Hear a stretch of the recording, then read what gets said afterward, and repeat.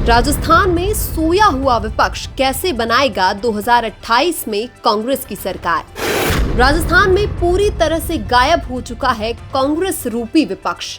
राजस्थान की जिस कांग्रेस को सड़कों पर उतरकर आंदोलन करना चाहिए था, वो कांग्रेस एसी कमरों में सो रही है। कांग्रेस अगर एसी कमरों में बैठकर 2028 में सरकार बनाने का सपना देख रही है, तो वो सपना कभी भी पूरा नहीं होगा, क्योंकि राजस्थान की जनता इतनी भी बेवकूफ नहीं है कि 2028 में सोई हुई कांग्रेस के हाथ में सत्ता दिला दे।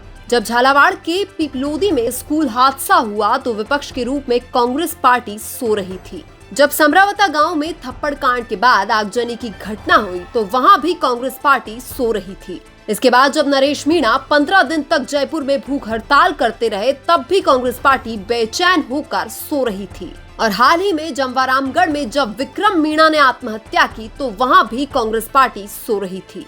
कांग्रेस पार्टी के कुछ नेता तो सिर्फ सोशल मीडिया अकाउंट्स पर पोस्ट करने को ही विपक्ष की भूमिका मान रहे हैं। क्या कांग्रेसी नेता ऐसी कमरों में बैठे बैठे पोस्ट करके 2028 में सरकार बना लेंगे? कांग्रेस पार्टी विपक्ष के रूप में 4 साल सोई हुई रहती है और फिर जब चुनाव हार जाती है, तो दोष ईवीएम को देती है। जो हाल कांग्रेस के साथ हरियाणा में हुआ था, वही हाल कांग्रेस के साथ राजस्थान में हो सकता है। राजस्थान की कांग्रेस पार्टी में तो सिर्फ और सिर्फ मुख्यमंत्री बनने की होड़ लगी हुई है। अगर विपक्ष कमजोर रहेगा, तो सत्ताधारी पार्टी को सत्ता से हटाना मुश्किल ही नहीं बल्कि नामुमकिन है। और अगर ऐसा ही रहा, तो कांग्रेस पार्टी यह ना भूले कि तुम 2028 में बीजेपी को सत्ता से बाहर नहीं कर सकते हो। अगर राजस्थान में कोई तीसरा मोर्चा आ गया, तो कांग्रेस की 20 सीट आना भी मुश्किल हो जाएगी। और कांग्रेस पार्टी यह ना भूले कि कई राज्यों में तीसरा मोर्चा कांग्रेस को रिप्लेस कर चुका है। जैसे दिल्ली में तीसरे मोर्चे के रूप में आम आदमी पार्टी ने कांग्रेस को रिप्लेस कर दिया है, वैसे ही कांग्रेस के जो हालात है, उसको देखते हुए राजस्थान में भी तीसरा मोर्चा कांग्रेस को रिप्लेस कर सकता है। राजस्थान में विपक्ष के रूप में कांग्रेस ने लोकतंत्र बचाने के नाम पर 1-2 रैलियां जरूर की है, लेकिन हम आपको बता दें कि लोकतंत्र बचाने की आड़ में कांग्रेस पार्टी प्रमोद जैन भाया जैसे भ्रष्ट नेता को बचा रही है। राहुल गांधी जी संविधान हाथ में लेकर घूम रहे हैं, लेकिन वो कांग्रेस के नेताओं को सड़कों पर उतरकर लड़ना नहीं सिखा रहे हैं।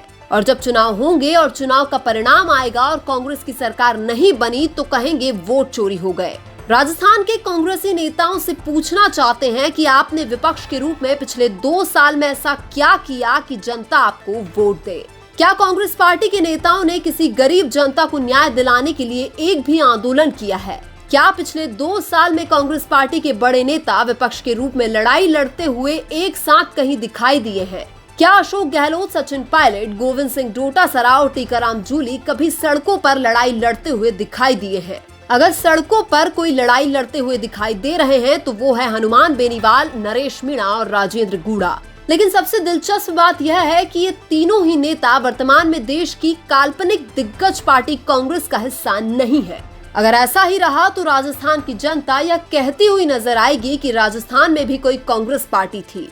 कांग्रेस अगर गणित लगा रही है कि हर 5 साल में राजस्थान के अंदर सत्ता परिवर्तित होती है, तो हम आपको बता दें कि केंद्र में 10 साल बाद भी सत्ता नहीं बदली, वैसे ही राजस्थान में भी सत्ता नहीं बदलेगी।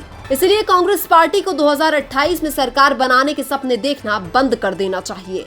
हालांकि अभी भी कांग्रेस पार्टी के पास वक्त है, काल्पनिक दुनिया से बाहर आकर जनता की लड़ाई लड़नी चाहिए। अगर बचे हुए 3 साल कांग्रेस पार्टी अच्छे से विपक्ष की भूमिका निभा लेती है, तो चांस है कि कांग्रेस वापस सत्ता में आ जाए। और कांग्रेस के एक नेशनल पार्टी होने के बाद भी अगर यह हालात है, तो राजस्थान की जनता उनका साथ किस बेस पर देगी? अगर कांग्रेस के यही हालात रहे, तो राजस्थान की जनता 2028 में तीसरे मोर्चे को भी मौका दे सकती है।